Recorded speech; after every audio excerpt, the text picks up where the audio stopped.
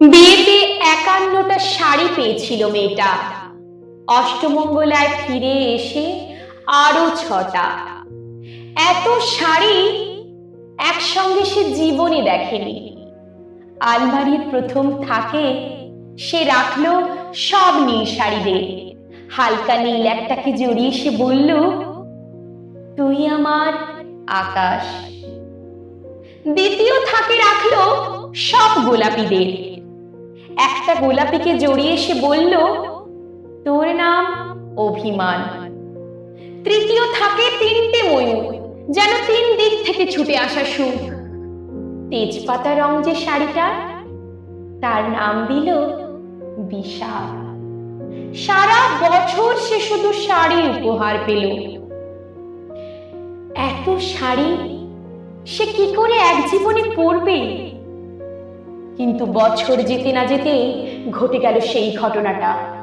সন্ধ্যের মুখে মেয়েটি বেরিয়েছিল স্বামীর সঙ্গে চাইনিজ খেতে। কাপড়ে মুখ বাঁধা ৩টে ছেলে এসে দাঁড়ালো।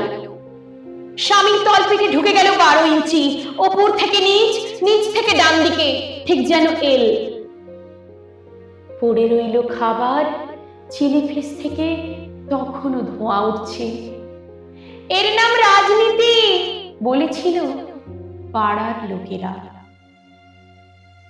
বিয়েতে ৫১টা শাড়ি পেয়েছিল মেয়েটা। অষ্টমঙ্গলায় ফিরে আরো ৬টা। একদিন দুপুরে শাশুড়ি যখন ঘুমিয়ে, সমস্ত শাড়ি বের করে ৬তলার বারান্দা থেকে উড়িয়ে দিল নিচের পৃথিবীতে। শাশুড়ি পরিয়ে দিয়েছেন তাকে সাদা থান। ১৯ বছরের একটা মেয়ে, সে একা। কিন্তু সেই থানও এক ঝটকায় খুলে নিল ৩জন পাড়ার মোড়ে। একটি সদ্য নগ্ন বিধবা মেয়ে দৌড়চ্ছে আর চিৎকার করছে, বাঁচাও বাঁচাও বাঁচাও।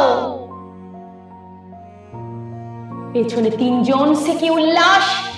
নির্বাক পাড়ার লোকেরা। বিয়েতে ৫১টা শাড়ি পেয়েছিল মেয়েটা। অষ্টমঙ্গলায় ফিরে আরো ৬টা। বিয়েতে ৫১টা শাড়ি পেয়েছিল মেয়েটা।